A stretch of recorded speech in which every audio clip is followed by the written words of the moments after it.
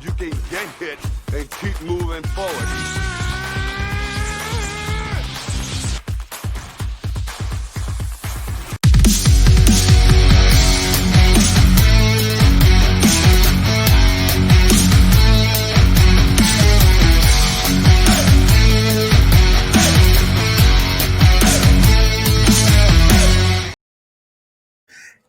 Happy Wednesday, everybody. Welcome to Cage My IQ. This is my UFC 290 picks and prediction show. We are in UFC's International Fight Week and Hall of Fame Week, where they induct all the Hall of Fame inductees into the prestigious MMA Hall of Fame the night before the pay-per-view. But before we get into the 14-fight card, as always, this is Cage My IQ, the best place for MMA content. You can follow and subscribe to us on social media at Twitter, Instagram, YouTube, and Twitch. You see the handles down below. All I ask for you guys to do, if you haven't done so already, is to subscribe and follow to those channels and be part of the Cage Army. We are part of the Bloodline Entertainment Network as well. So if you can follow the Bloodline Entertainment Network on YouTube at www.youtube.com/@BloodlineENT. And if you can follow them on Twitch as well, as you see the handles right there in the bottom right, do so. We got anywhere in for podcasts and sports, entertainment. We got MMA. We cover wrestling. We cover a lot of things. We got Graydon's Director's Cut, where he covers movie releases and gives his recap and opinions on those each Tuesday. We got my Cage My IQ. We got Even Streets. He covers fantasy baseball and fantasy football. We got TK covering AEW Collision and Dynamite recaps. We got JD covering wrestling. We got the Tribal Chief Devin. He does the wrestling watch-alongs, and he's coming out with a brand new show in a couple weeks, which is going to be great. He'll announce it every now and then moving forward. But definitely check out all the podcasts that we have on the Bloodline ENT, because we're on the rise and we got great content on the network. And of course, you got the Cage My IQ merch. All you gotta do is go to firesfirst.shop to grab one of our new t-shirts out now with the Sword and Shear logo. We got a brand new logo that is going to be debuted in the next week or so. So definitely keep an eye out, because when it comes out, we're going to release new merch for that as well. And of course, we got the new Bloodline Entertainment Network merch website with the new merch that we have out for the Bloodline ENT. So definitely go to the bloodlinenetwork.com, hit the merch icon up in the top left, and check out the merch that we have. We got the shirt with the line on it, because you're an alpha, and that's what you do when you follow the Bloodline ENT. And then check out the towel. We got mugs. We got cutoff t-shirts. We got a little bit of everything. So definitely check out the merch on the Bloodline ENT's website. But let's get into the action. We got a 14-fight card. I'm excited for this one because we got two title fights. We got two big-time prospects fighting. All of that just on the main card. And then we got a prelim fight full of great matchups. As you know, I give my predictions, and then I get my betting persona predictions on there. And then if you haven't followed the podcast last week on Cage's Bet Slip, we killed it. We raked in a plus 15 unit gain on our investment with the bets that we made last week. So we're looking to continue that hot streak onto this week with the pay-per-view. And on this pay-per-view, we got two more fights. So that's a little bit more fights to add to it to give us a better idea of what I'm going to put out this Thursday when all the side props come out, so I can give you guys the best bet slip possible to bring in more investment on whatever you put out for your bets on UFC 290. But the first fight that we're going to break out with is a men's lightweight matchup between Kirk versus Esteban Ribovics. I'm going to go with Kirk, the underdog in this matchup. He's coming in this one. He's a good stance switcher. He has good leg kicks, a good striking. He fights well from a distance. You got Esteban Ribovics, who's going to come in the more favorite fighter because of the last matchup. He gets in your face. He throws a lot. He hits for power, but he tends to get hit too much in fights. Look, Ratchabov kind of exposed that where he gets up close. He throws a wide stance, and whenever he throws, he leaves the middle of his face open, and he takes too many shots. And I feel like this could be a scenario where Ribovics could land the bigger, powerful shots, but then Kirk could land the more impactful volume. And it could come down to, as long as Kirk doesn't get knocked out because of those big shots, he should win because of damage and volume, because he's going to have the better defense. He's going to move around. He's going to try and stay within a distance so that whenever Ribovics throws, that he can just move out of the way and counter with the overhand shot of himself, and then land some leg kicks that are going to just stymie and confuse Ribovics. And he has a really good takedown defense on top of that. So I feel like he defends the takedowns. He avoids a lot of the big-time shots. He'll take a couple, but at the end of the day, I think he lands more volume, and he gets it done by a decision over the favorite Esteban Ribovics. And then when you look at the down below, you got Kirk, who's the plus 165 underdog. You got Ribovics, who is the minus 195 favorite. I think those are good odds to go with Kirk, considering the fact that a lot of people are leaning towards the underdog side in this one because of the volume count. And as long as he doesn't get knocked out, this is an easy plus 165 to bet on in this one. So I'm definitely going with the money line on Kirk in this matchup, and I'm going to wait to see what his side prop amounts come to, because if there's a good over 1.5 rounds line or decision line, I'm definitely going to hammer that on Cage's bet slip. So I'm going with the underdog Kirk here to win by unanimous decision in this opening fight matchup. Let's move on to fight number 2. We got a men's flyweight matchup between Shannon Ross versus Jesus Aguilar. I'm hitting the underdog on this one as well. It seems like a theme in the first couple fights. We got Jesus Aguilar, who's coming in. He likes to spam takedowns. He's a very good grappler, but he has a small reach. He has one of the smallest reaches in the UFC. And it's going up against a guy in Shannon Ross who, even though he's lost 3 of his last 5, he's fought really good prospects getting into the UFC. You got Steve Erzag, you got Rodriguez.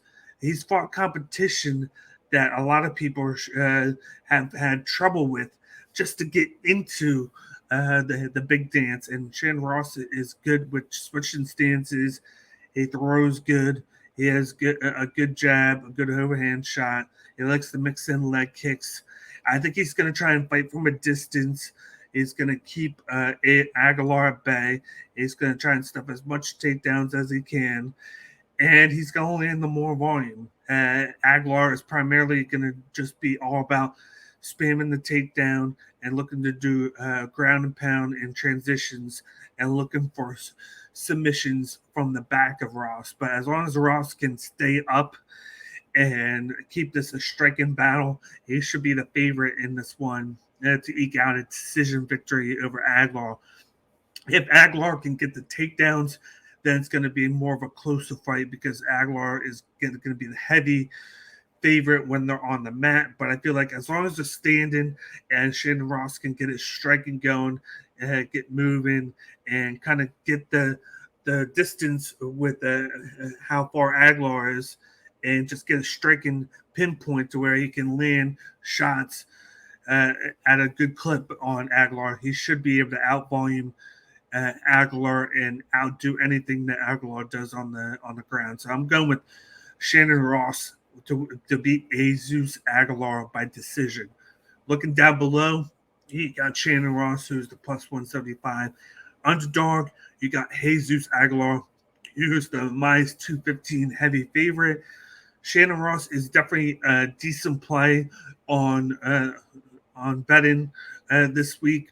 I'm gonna lay off of it because I feel like this fight could go either way. It's all a matter of if Shannon Ross can defend those takedowns, because we know in the past that when you don't defend takedowns and the fight is 50-50 within the striking, they're always going to lean towards the grappler in that one. So I'm staying away from it, but I wouldn't tell you not to bet the money line on Shannon Ross, because there's definitely a good chance that he could outstrike and pull off a decision victory over Aguilar.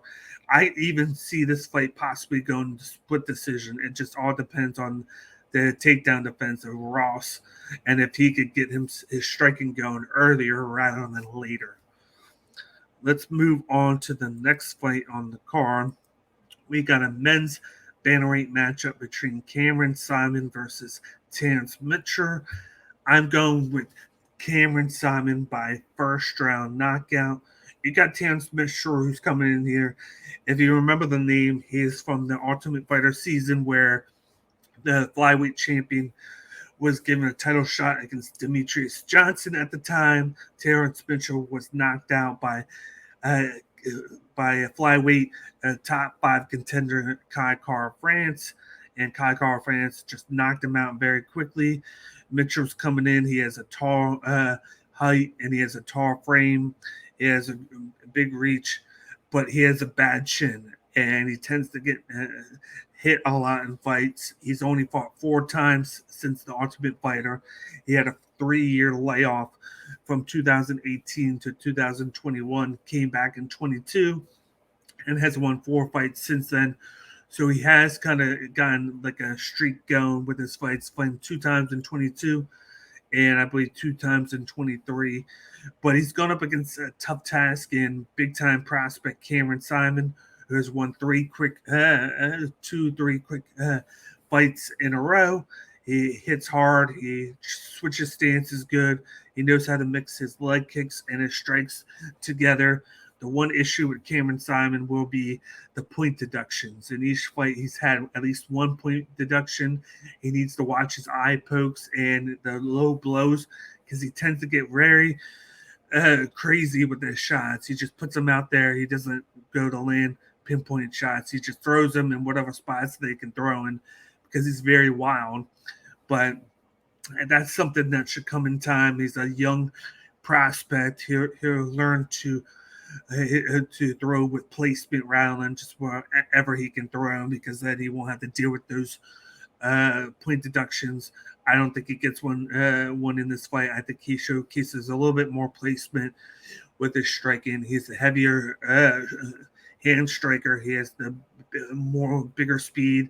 He's the faster opponent, and he has that knockout power. And I think he catches Terrence Mitchell with the jab, starts throwing shots at Mitchell, and then he throws that overhand shot, and then he knocks down Terrence Mitchell on this one. So I got Cameron Saaiman to win this one by first round knockout. Looking at the lines down below, Cameron Saaiman is the heavy minus 480 favorite. Terrence Mitchell is the plus 350 heavy underdog. I'm going to stay away from the money line here because it's too much. I might throw Cameron Saaiman in a parlay once I see all the rest of the side props and money lines moving forward. So I'm going to keep that possibly for a parlay where I can knock down that minus 480 and get to a more desirable line. But just from an individual standpoint, I'm going to stay away from it. I will see what the inside the distance and the to win by KO lines will be. If they're in the minus 100s, I might hit those on the bet slip come Thursday, but it all depends on what the side props say. If they're not that juicy, I'm going to stay away from it. But if they're in the minus 100s, close to even, I'll definitely hit that because I definitely think he's going to knock out Terrence Mitchell because Terrence Mitchell doesn't have that great of a striking defense. So Cameron Saaiman wins this one by knockout round 1. Let's move on to the next fight on the prelims. We got a light heavyweight battle between Vitor Petrino versus Marcin Prachnio. I'm going with Vitor Petrino to win this one by knockout round 2. You got Vitor Petrino in his debut. He showcased very good grappling and power in his hands. He throws wild with aggression, but he tends to connect on a very accurate scale, which is very interesting because the guys that throw wild usually don't throw accurate, but he did pretty decent with his accuracy in his debut. And then he was able to mix that with the ground takedowns. He had 2-3 takedowns in his debut. He was able to mix it together, showcase a little bit of his ground and pound. He showcased his patience as well. And he's going up against a guy in Marcin Prachnio who has pretty decent stand-up game. He likes to switch his stance. He's primarily known for his leg kicks. He has the snapping leg kicks that he throws, and he attacks the calf and the side of his opponents, and he throws a lot of them to try and slow him down. He has pretty decent jab and overhand strike, but he doesn't have a very good striking defense. He tends to get hit a lot in fights, and I see a situation where Vitor Petrino will mix up his grappling and his striking. I could see him doing the grappling early in the first round, taking down Prachnio, throwing shots on the mat, trying to throw elbows. And when Prachnio decides to get up, that's when Petrino will start using his hands. And that's why I think it goes into round 2, because I could see round 1 taking place primarily on the mat. So in round 2, Petrino will transition over to the striking, and I see him finish him off with the overhand shot. And with just like I said before, Prachnio not being the best at defend strikes and avoiding them and just staying on the center line, I see Petrino finishing him in round 2 with the overhand strike. So I got Vitor Petrino win this one by second round KO. You look at the headlines down below. Vitor Petrino is the minus 275 favorite. Marcin Prachnio is the plus 220 underdog. They're not bad lines. It could be worse. You got minus 275. That's definitely a parlay piece there because you can easily knock that 275 down and get it close to even with a parlay of 2 or 3 fighters. And with the guy with the knockout power, Petrino, you definitely want to add him to your parlay as much as possible. So I'm going to add him to the parlay. I'm going to wait to see what the side props are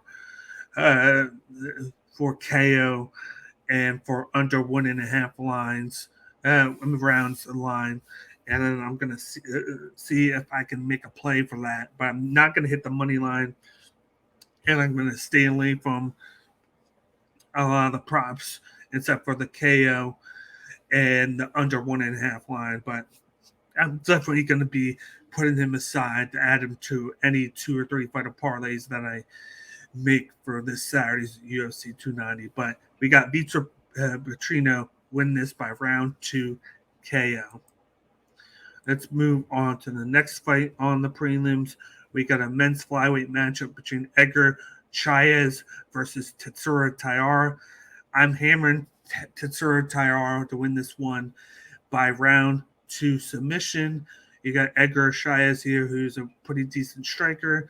He's coming in this fight on a 1.5 weeks notice. Tatsuro Taira was supposed to fight Clinton Rodriguez at last card on the prelims of the last card, but that got scrapped because Rodriguez couldn't make the fight. So Tatsuro Taira was moved back a week and a half, and now he's fighting Edgar Cháirez. And I just think that Tatsuro Taira is a step above Cháirez in this one. Tatsuro Taira has great distance kickboxing. He's good in the clinch. He has great submission grappling.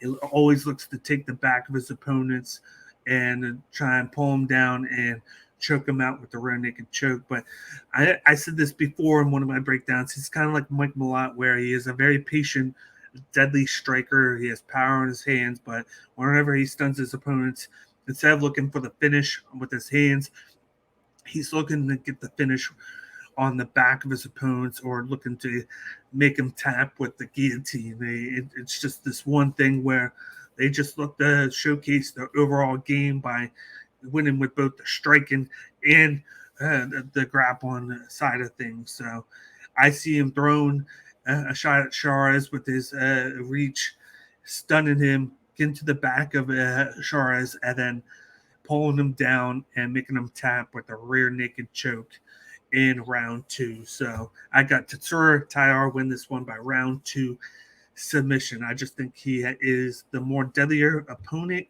is the more tools at his disposal, and Cháirez coming in on short notice just doesn't help him out. He's not going to be able to prepare for how deadly Taira is going to be in the octagon on a week's notice, compared to having a full fight camp to prepare for a guy that has this vast skill that Taira has. And now looking at the lines down below, Cháirez is the plus 600 underdog. Tatsuro Taira is the minus 910 heavy, huge favorite. I'm definitely staying away from this line. Even though Taira should be an instant win for you this week. The minus 910 line is just too huge. Even if you try and knock it down, you're going to have to parlay it with 4 or 5 fighters just to get it close to even. And it's just not worth the hassle to have to put in that many pieces to a parlay together just to get Tatsuro Taira into your lineup. So I'm staying away from him, but I definitely am using him in a DraftKings lineup if I do one. He's definitely going to be a guy that would be worth it to get the points in for the finish, the victory, and the striking. So I'm staying away from it from a betting standpoint, but I'm using it in one of my 6-fighter DraftKings lineup come Saturday. So once again, I got Taira win this one by second round rear naked choke submission. Moving on to the next fight on the prelims. Before we move any further, if you're just tuning into the channel for the first time and you like all the content that I'm putting out with my picks and predictions, please do us a favor, smash the like button down below and smash the subscribe button so you can see all the content that I put out every Wednesday at 5 o'clock for my UFC predictions. And of course, hit us up in the comments section and let me know what you think of my picks and predictions for the show and who you're going to go with from a betting standpoint for UFC 290. But let's move on to this one. We got a light heavyweight battle. It's a rematch from a few months ago between Jimmy Crute versus Alonzo Metafield. Both these guys drew in the last fight. Early on, Alonzo Metafield was able to showcase his wild power striking. He was able to stun Jimmy Crute a few times, but once we got to the 1.5 round mark, then Jimmy Crute kind of woke up and was able to showcase his grappling side of things. He was able to take down Alonzo Metafield 4 or 5 times, and they were able to squeak out a draw in this one, primarily because of the grabbing of the fence of Metafield that got him a point deduction, whereas Jimmy Crute probably would have lost by 1 round had that point deduction never happened. But you got this rematch here. I like the chances of Jimmy Crute win this one by decision. He's the younger fighter. He's coming in at 27 years old. Metafield is 35 years old. And I think that Jimmy Crute can learn from the fact that he needs to start out quicker in fights. He needs to worry about his striking defense, because that's definitely a thing in the last few fights that has affected him, taking too many shots to the face and not being able to recover quick enough to make a difference in fights. Luckily for him, Alonzo Metafield has bad cardio, Usually after 1.5 rounds, he tends to slow down tremendously. He's known for his wild striking, where he just throws hands into the wind and hope he knocks out his opponents. Then he slows down, and his pace starts to just go dwindle to where his opponents, if they aren't knocked out, can make a comeback and can do a lot. And that's where the grappling was very effective for Crute, was the fact that once he started to slow down, he was able to grapple with them. I could see a situation in this fight where Jimmy Crute changes his style. He's still going to stand and throw with Alonzo Menifield, but I think he's going to use the striking to allow him to get takedown entries, because you're going to have Alonzo Menifield looking to stand and bang. And I don't think he's going to try to defend the takedowns down below. And you're going to see a lot of chances for Jimmy Crute to go for those single or double leg takedowns right at the hip of Menifield. And you're going to see that early and often from Jimmy Crute. And I see him just growing out a decision victory over Menifield, not giving him a chance to throw as many power shots as possible. He's going to go a heavy grappling attack. He had 4 or 5 takedowns in the first fight. I see the same amount this time. I see him going for those elbows to the face on the mat, looking for top guard, looking to take the back and possibly trying to submit Menifield. But you're going to have a lot of control time for Jimmy Crute. The more time on the mat that he gets, the better, because when they're on the feet and they're standing and training out in the open, that's chances for Alonzo Menifield to throw and to knock out Jimmy Crute. And his chin hasn't been great in the UFC in the last year or so. So as long as he can grapple and change his game up, I'm going Jimmy Crute by decision. I like the chances, and I think he's the better striker as well. I just think Menifield has the more power in his hands than Crute does. But Jimmy Crute definitely has the better diverse attack, and he can beat you from both the striking and the grappling. So I see him going to the grappling, trying to wear out Alonzo Menifield, and then maybe going to striking secondary when Menifield's not as fast, not as powerful, and not as quicker and like he is in the beginning of the fight. So I'm going with Jimmy Crute to win this one by decision. You look at the lines down below. Jimmy Crute is the minus 115 line, and then Alonzo Menifield is the minus 105 line. This is definitely a pick'em fight.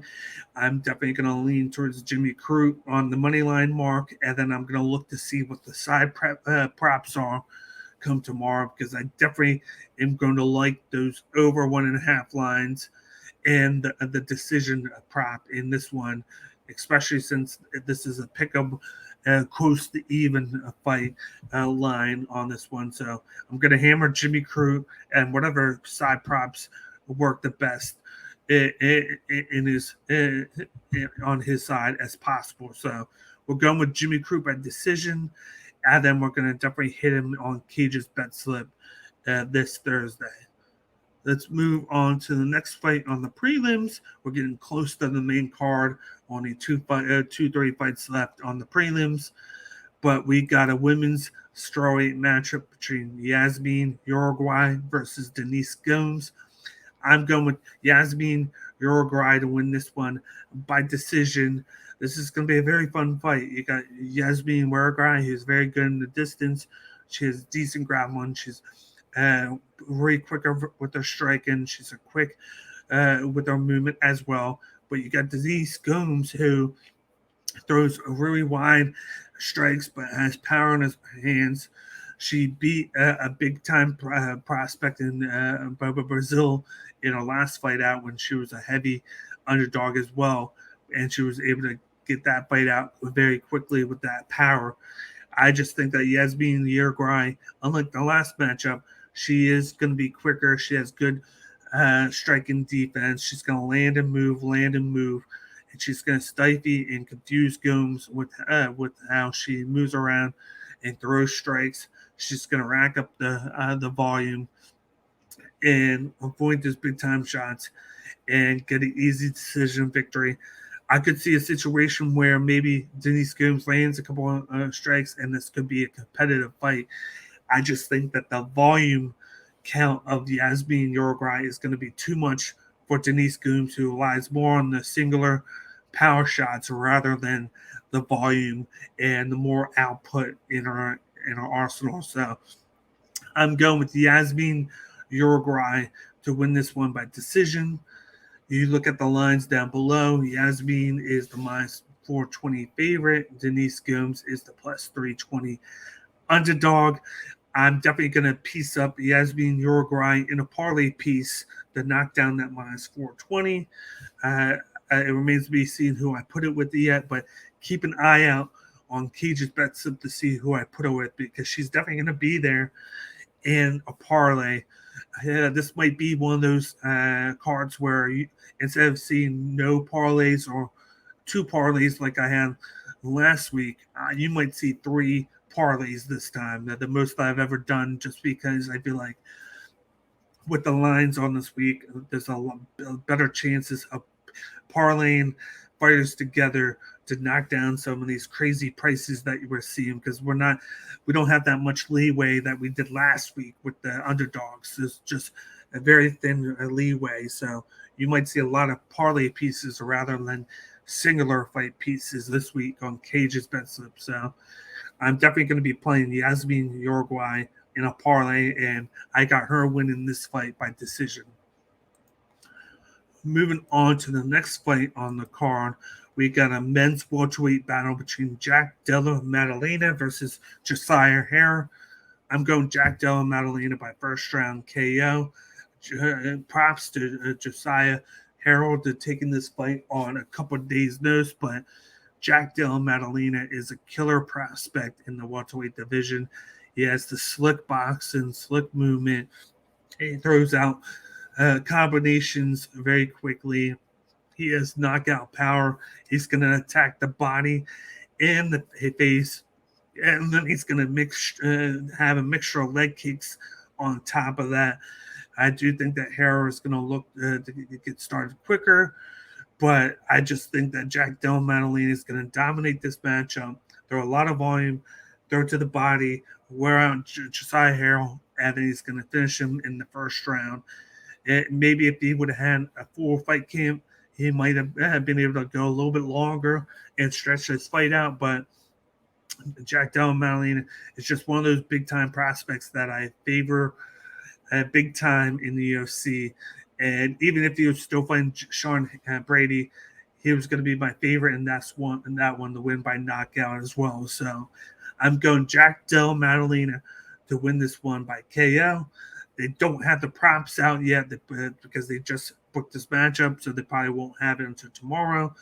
So I'll definitely put a little message on Twitter on the lines of this one. But knowing how short notice this fight is, I might have to stay away from it because I think that Jack Della Maddalena is going to be too huge of a favorite to attack this fight. But I definitely have Jack Della Maddalena win this one by first round KO. Let's move on to the prelim main event. If you haven't done so already and this is your first time tuning in, please smash the like button down below and hit the subscribe button if you're just tuning in to the channel for the first time, and hit us up in the comment section and let me know what you think of the picks and predictions for UFC 290. Of course, we got the prelim main event. It's a welterweight battle between upcoming Hall of Famer Robbie Lawler going up against Niko Price. As you know, Robbie Lawler is getting inducted into the Hall of Fame at the end of this week. Congrats to him. This is also going to be his last fight before he retires. I'm going with the Hall of Famer here, Robbie Lawler, to win this one by third round finish here. Niko Price is a guy that will get up in your face and stand and bang. He throws wide shots. He has good in-your-face striking, but he tends to get hit too much in fights. He got knocked out 2 fights ago because of that, because he leaves his fight open and it gets too much into stand and bang fights. And then you got Robbie Lawler, who that goes right into his warehouse, is to stand up and bang. throw haymakers. And Robbie Lawler is coming in the southpaw, so he's going to be able to throw at Niko Price with different angles, knowing that Niko Price is right-handed. He has a good overhand left-right. He even has a good jab and a hook. So I see Robbie Lawler attacking Niko Price with the angles, and I see him putting out Niko Price in a barnstormer of a fight in the second round by knockout, possibly third round.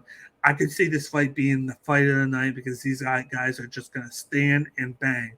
There's not going to be much else to it other than standing and throwing power shots at each other. They might mix in leg kicks from time to time, but they're looking to knock each other out. And I see Robbie Lawler retiring from the UFC with the big-time victory over Niko Price with the knockout in round 2 or 3.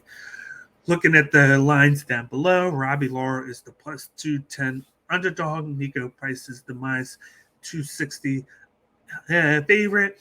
I'm hitting the Robbie Lawler plus 210 money line mark, and I'm definitely going to see what the KO prop is going to be as well, because it's definitely going to be very lucrative if the money line is plus 210. It should be anywhere in the plus 4 or 500s marks, in my opinion. I'd be surprised if it was smaller than the money line mark, but it's definitely going to be a piece on Cage's bet slip because of the generous line on this one.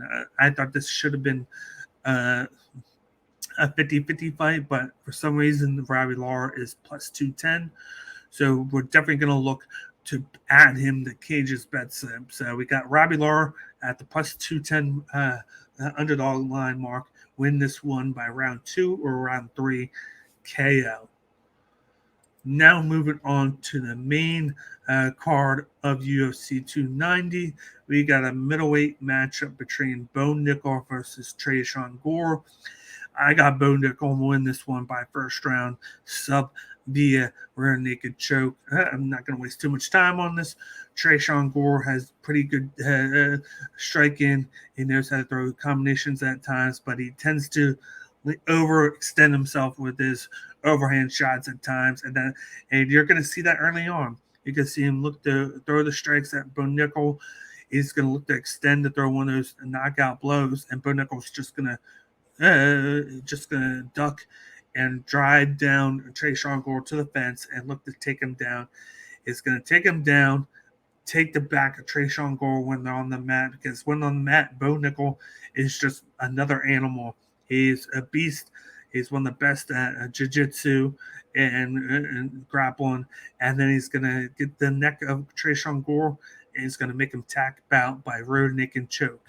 The only chance I think Tresean has is if he keeps a distance fight and then he tries to win by volume and then he stuffs the takedowns of Bo Nickal. But I see him making one of those mistakes that he makes in every fight, where he just makes a big calculated mistake and it gets beat because of it. And that's what's going to happen when he looks to throw those overhand shots at Bo Nickal. Bo Nickal's just going to duck, take him down, and then submit him. So I got Bo Nickal win this one by first round rear naked choke submission. You see the lines down below, minus 1250. Huge favorite for Bo Nickal, and then Tresean Gore is plus 750 underdog. Staying away from this one, of course. You're not going to get any return on investment for Bo Nickal since it's so huge of a favorite mark there. You're going to have to parlay piece a lot just to knock them down close to even, like I said, with the Taira piece. So I'm definitely staying away from this one, but I think he gets an easy first round victory over Tresean Gore. Moving on to the next fight on the main card, we got one of my favorite fights on the card, a lightweight battle between Dan Hooker versus Jalin Turner. This is going to be a very close, combative fight, but I think Jalin Turner pulls it out by decision. Both these guys have good distance games. They're both going to look to incorporate both the good leg kicks and the overhand striking into this matchup. Jalin Turner has developed himself into a very well-versed fighter. Since starting to train with the Gracie gym, he's trying to look to grapple as well. This is going to be a unique fight for Dan Hooker because he's used to having that kickboxing style where he's fighting smaller fighters and being able to beat them with the reach and land those leg kicks. But Jalin Turner's actually going to come in a slightly bigger fighter, and it's going to kind of make it a 50-50 with the striking. But I'm going with the younger fighter here, Jalin Turner. I think he avoids the bigger shots. Dan Hooker, ever since that Poirier fight, has just been hit so many times in fights. You get the Chandler fight where he just got obliterated in, and since then, he just hasn't looked the same.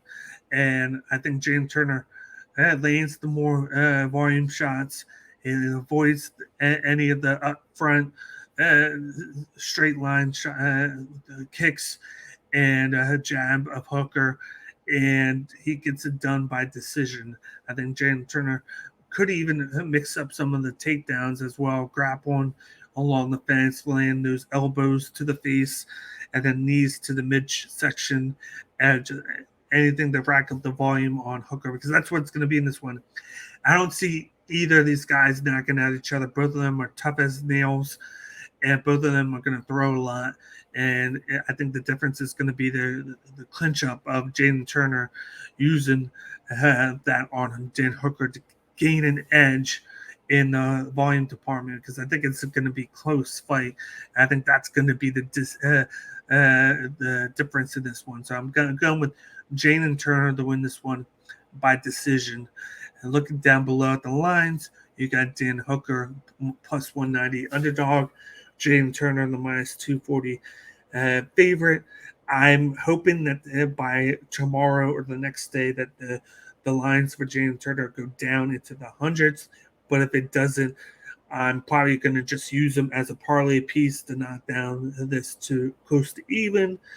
And I might just entertain the under over rounds bets and then see what the decision line is. But other than that, I could just attack the parlay one and then avoid everything else, because it's so close of a fight to put on a bet slip, to just not be as confident on this one. But I do think that Jalin Turner should win this one by decision, but you just never know. So on the bet side of things, I'm only using him with a parlay piece to knock down that minus 240 mark. Let's move on to the featured fight on the main card. We got a men's middleweight matchup between Robert Whittaker versus Dricus du Plessis. I lean towards Robert Whittaker in this matchup to win this by decision. This is going to be an interesting matchup. You got Robert Whittaker, who has that great boxing background. He throws a lot of combinations. He's very patient in fights. He is quick movement. He knows how to counter guys, and he has good cardio. But then you got DDP on the other side, who is as tough as they come. He takes a lot of shots. He has great chin. He's not going to get knocked down in fights. He's always going to attack you even when he's tired. And even when he's tired, it doesn't look like his speed is diminishing at all. It's just he's tired.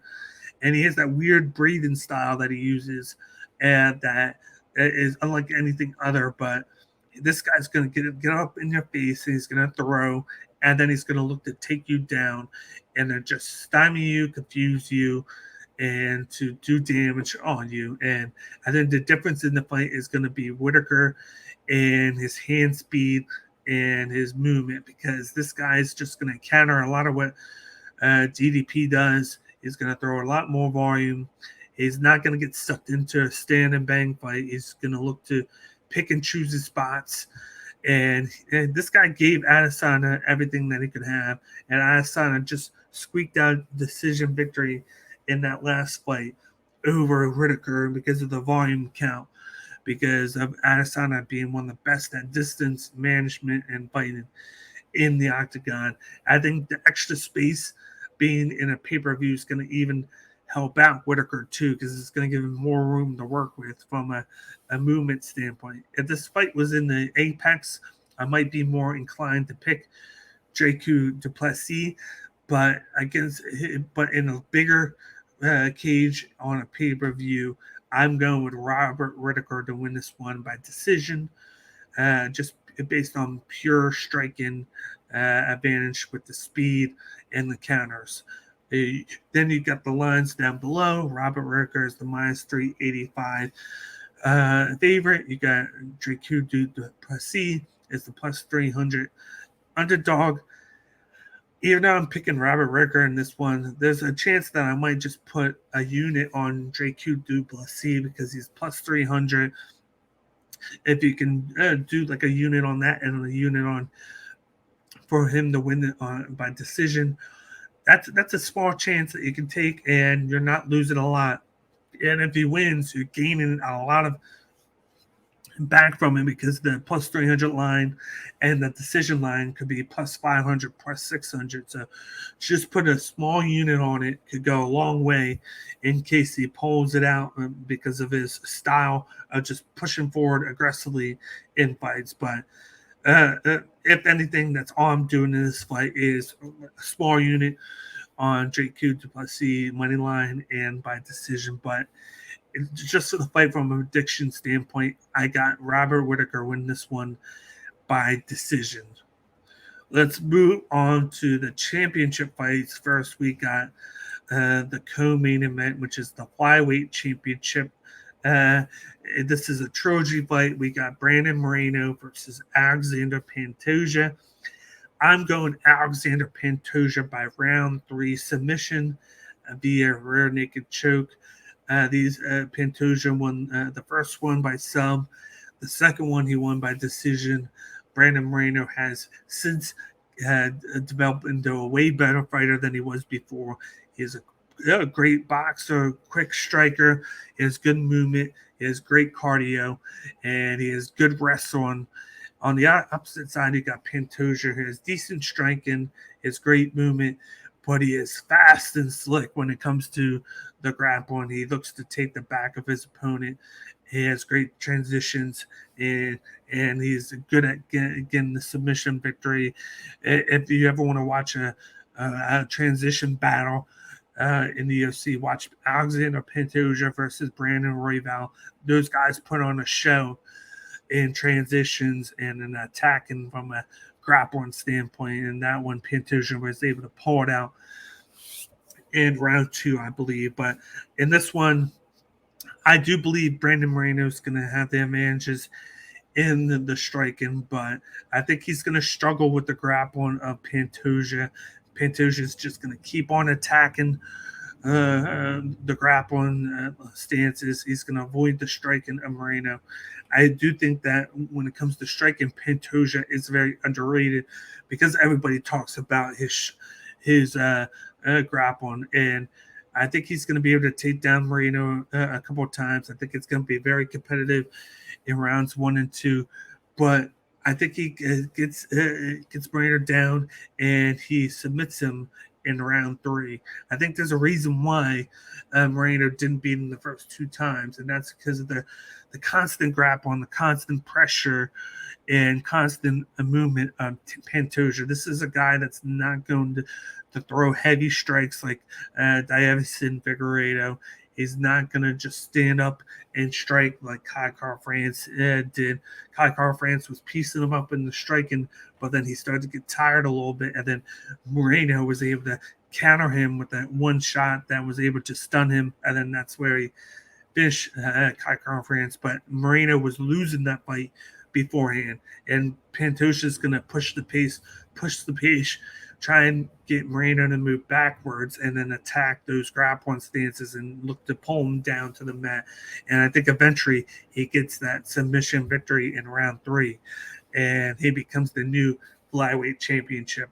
Even though Brandon Moreno has got tremendously better, it reminds me that Pantoja is a killer, and he's finally getting his chance at the belt. And being somebody that's very familiar with, I think it's a great matchup for him. And when you look at the past of who Pantoja has fought and lost to, he lost to Figueiredo because of the power of Figueiredo. He lost to Askarov. because of the constant wrestling. Pantoja has the jiu-jitsu grappling, but Askar has the wrestling grappling. Wrestling always goes over the jiu-jitsu side of things, but he has beat in a row Manel Cape, Brandon Royval, and Axe Perez, in which he has 2 straight submission victories by rear naked choke. So I think he gets a 3rd straight rear naked choke, and I think he gets it done in round 3. As long as he avoids as much striking as possible, I think he gets it done, and I think his grappling is going to be very effective in this fight. So we got Alexandre Pantoja by round 3 submission. You look at the lines down below. Moreno is the minus 205 favorite. Pantoja is the plus 170 underdog. I'm going to be pushing Alexandre Pantoja money line at plus 170. I might use him as a parlay piece to knock down somebody else's lines, and I might see what the submission line is as well. But I'm definitely going to be attacking Pantoja on my bet slip for UFC 290. But my prediction is Pantoja round 3, rear naked choke submission over the champ Brandon Moreno. Moving on to the main event of the evening. Lastly, if you haven't done so already, please hit the like button down below and subscribe to the YouTube channel. You got the button down below, or you're gonna have the link in the chat to go to the YouTube channel and to subscribe to the YouTube network. And then please leave us a comment in the comment section. Let me know what you think of the picks and predictions, and if you differ in any of them, let me know in the comment section. I like to hear the feedback. I want to hear everybody's picks because I like to see who everybody is going with and why. So hit me up in the comment section with your thoughts and opinions. But moving on to the main event of the evening, we got the featherweight championship of the UFC. We got the champ Alexander Volkanovski versus the interim champ Yair Rodriguez. You got Alexander Volkanovski, who is a dynamic striker. He's very good at counter. He has great boxing. He has great movement. He's very good inside the clinch. He is one of the best cardios in the UFC. He has a great movement where he knows how to move out of space and counter with his striking.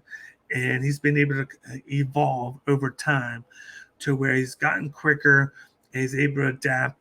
And he has very good takedown defense as well. I thought that fight against Islam Makhachev was great. I thought that Volkanovski edged it out 3-2, but it went 3-2 Islam Makhachev. And that's a great feat in itself because Islam Makhachev is the bigger opponent with the high level grappling background, and Alexander Volkanovski was able to hold his own and piece up Makhachev later in that fight when Makhachev was starting to slow down. But he's going up against a kickboxing striker in Yair Rodriguez. This is a guy that throws 70% leg kicks, but he throws 5 or 6 different style leg kicks, and he attacks you from all angles. He'll mix up the jab and the overhand strike just to give different looks to his opponent, but he's primarily going to attack with those leg kicks and then look to use that long length to his advantage in the fight. He's going to be the bigger opponent. He's going to be able to grapple up, and he's going to be able to throw those knees and elbows inside the clinch and along the cage. The difference in this fight and why I'm leaning towards Alexander Volkanovski by decision is the fact that we've seen in the past that one of the things that Yair Rodriguez has a problem with is volume and hand speed. Guys that know how to throw a lot and to be able to keep up with the cardio to go with the long combinations and throws. And you look back at the fight with Max Holloway where these guys were going to war in the striking battle, but one thing that beat Yair Rodriguez was just the volume of Max Holloway. Max Holloway was able to throw more volume, take the damage and the shots of Rodriguez, and was able to take it to a decision. Volkanovski has a great chin. He has great movement. He's going to be able to throw more than Rodriguez because it's going to be primarily his hands. It's going to be every 3 strikes of Rodriguez is going to be followed by 4 strikes of Volkanovski. And even though I think Yair Rodriguez could be a great play on this matchup, I lean Volkanovski to win by decision just because I think he out volumes Rodriguez and he avoids the big damage blows that Rodriguez is going to throw with his leg kicks and with his elbows. And I see Volkanovski damaging Rodriguez with the hands because you have that Josh Emmett fight. Josh Emmett is more of just that overhand shot that can knock you out. Had he had used a little bit more of the boxing, he probably would have more shots at Rodriguez because Rodriguez doesn't have the best defense, but he knows how to avoid those power shots. And I see Volkanovski throwing more volume shots. He's going to take a little bit off the power. He's going to throw 60% power, but he's going to be able to throw more volume and do more damage over time than he would have with one singular shot. So I think Volkanovski is the quicker guy. He's going to land the more volume, and he's going to come out and retain his title with a decision victory over Yair Rodriguez. But I still think Yair Rodriguez is a deadly opponent. He's going to definitely get another shot at the title in the future. But let's look at the lines down below. You got Volkanovski, who's the minus 435 favorite. You got Yair Rodriguez, who's the plus 325 underdog. I'm going to be piecing Volkanovski up in a parlay with somebody else to knock down that minus 435 line. And I'm going to look to see what the over line is rounds-wise and what the decision line is going to be as well. I think the decision line should be close to even, and that should be a great spot to attack with Volkanovski is the parlay piece and the decision piece on this one. But we're going to hit Volkanovski to win by decision in the main event of UFC 290 that will take place at T-Mobile Arena in Las Vegas, Nevada. Other than that, gotta wrap things up for this 14-fight picks and predictions for UFC 290. I'm your host, Cage. Once again, if you haven't done so already, please give us a follow on social media on Twitter, Instagram, YouTube, and Twitch. Follow the Bloodline Entertainment Network as well on Bloodline ENT on Twitch, on YouTube, and on Twitter. And please smash the like button down below and hit us up in the comment section. Let me know what you think of my predictions for UFC 290. I will be back next week for UFC Fight Night. Same time, same place, every Wednesday at 5 p.m. Eastern Time. But other than that, everybody have a wonderful, I hope everybody had a wonderful 4th of July. And I'll see you guys next week on another edition of Cage My IQ. Put the ones up in the air. Have a good day.